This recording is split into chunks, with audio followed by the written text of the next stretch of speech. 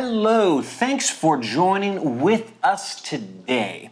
Hope your week's been going well. Hope Zoom school hasn't totally caused you to go crazy yet, but if it is, we're here for you. In fact, if you didn't know, we have the Youth Center open on Tuesdays and Thursdays to help you get through the Zool. And so if you're interested in that, let us know and we'll get you connected with that. But that brings us to our topic today, which is the gospel. We are talking about Jesus at the center. And last week, Abby walked us through what is the gospel and what does it mean to have the good news. And to put that in a nutshell, while we were still sinners, Christ died for us. And him dying for us gives us life. And so we get to have life in him both now and for eternity, which is fantastic. And that brings us to today, which is more or less on purpose. You see, when it comes to purpose, really what I want to ask is, what's your thing?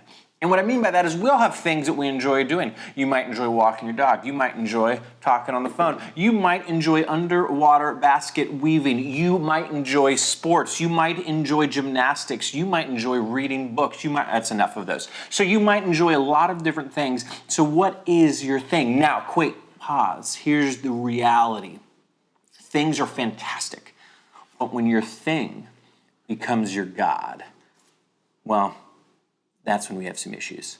And here's why. Jesus designed it so that he would be the creator of the universe and he would be our God.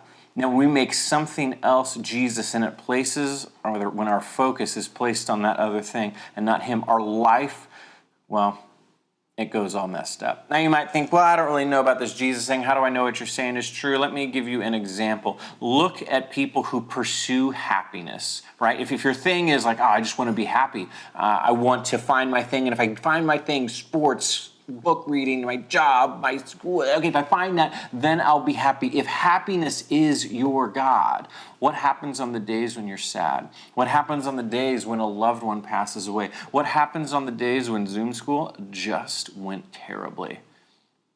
Well, there's no room in your world for that, because if happiness is your God, then anything that challenges your happiness, well, you must throw away, which includes people. Because people are broken and people will cause you to not be happy much of the time. And Jesus says there's a better way, which is the amazing thing. Jesus says, if you don't have happiness as your God, but you have me as your God, you will be able to discover joy even in the tough times.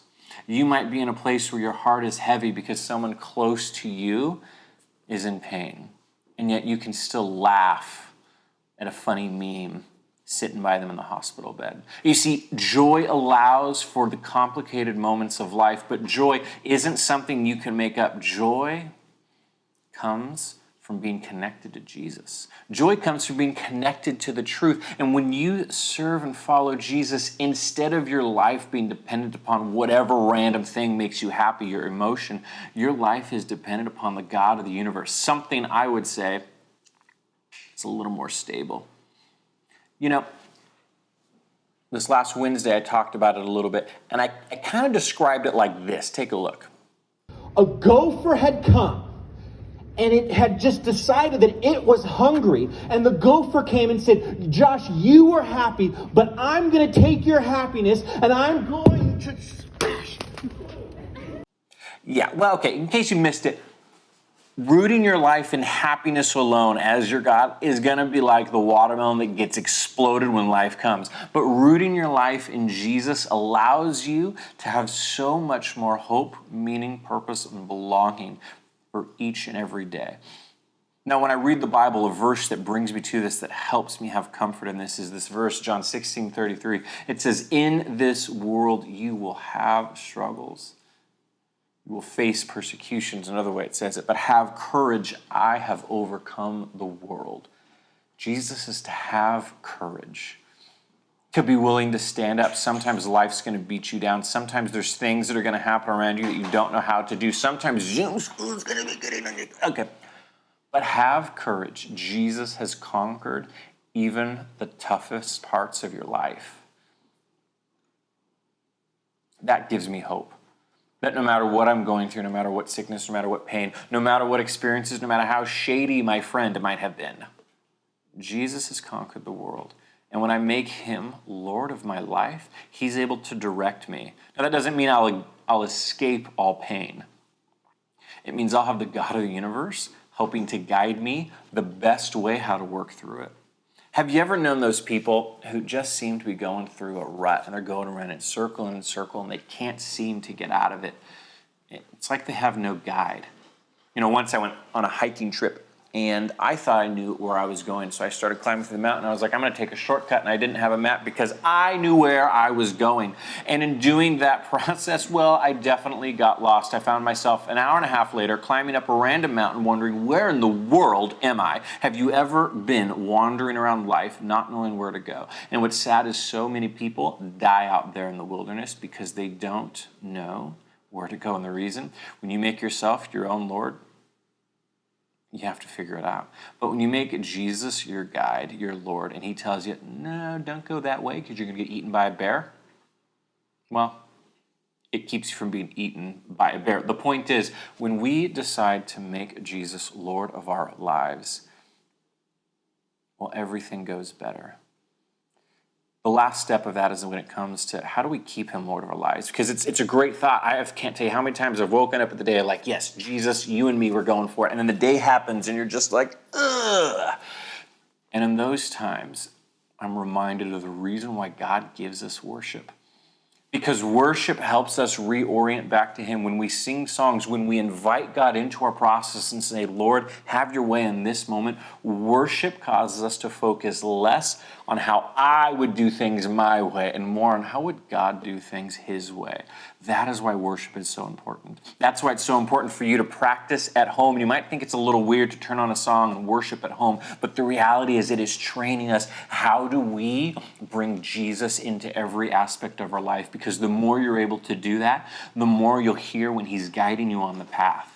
If you have questions about life, about your purpose, about what's next, about your future, about how do you live, how do you navigate your friendships, how do you navigate life with your parents, your siblings, Zoom school, food that you should eat, how do you do all these things? Well, when you try to make your own decisions, good luck, you're on your own. But when you invite Jesus into that process, he promises the Holy Spirit will guide us. That sounds like an amazing life. And so in this world, when you have struggles, have courage. Jesus has conquered the world. Join us for a minute as we take some time to sing a song in worship. And I pray that it's not just a video that plays back in your home or wherever you're at, but it's an opportunity for you to close your eyes and say, Lord, help me refocus on you this week. You can't focus on both your thing and Jesus. Jesus says, no. You got to focus on me. Trying to keep your things as your God is foolishness. Take a minute to reorient to Jesus.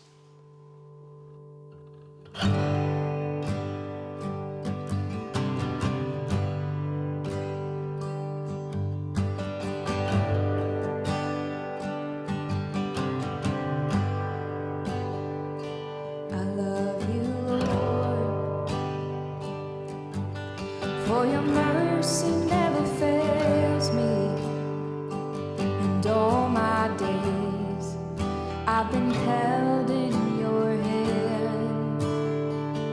From the moment that I wake up until I lay my head, oh, I will sing of the goodness of God. All my life you have been faithful, and all my life you have been so good. With every breath that I am able, oh, I will sing of the goodness of God. I love your voice. You have led me through the fire in darkest nights. You are close like no other. I've known you as a father.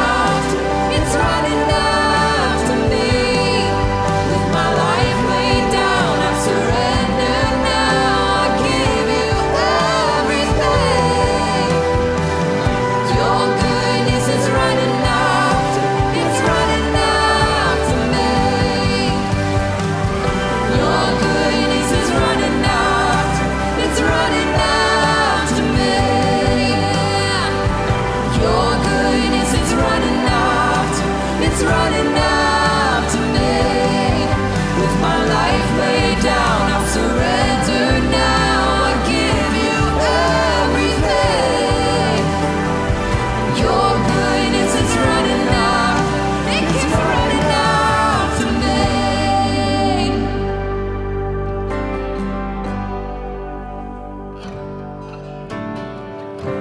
And all my life you have been faithful. And all my life you have been so, so good. With every breath that I am able, oh, I'm gonna sing of the goodness of God. I'm gonna sing, I'm gonna sing.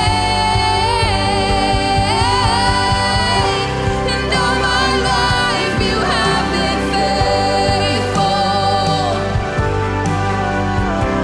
And all my life you have been so, so good. With every breath that I am able, oh, I'm gonna sing of the goodness of God. Oh, I'm gonna sing of the goodness of God.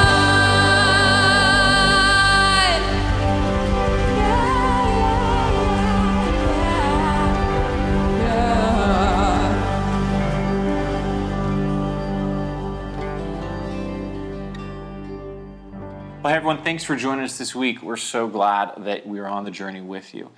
If you don't already know, we meet now every Wednesday night with both middle school and high school. We would love to see you there. Until then, though, have a fantastic week. Talk to you soon.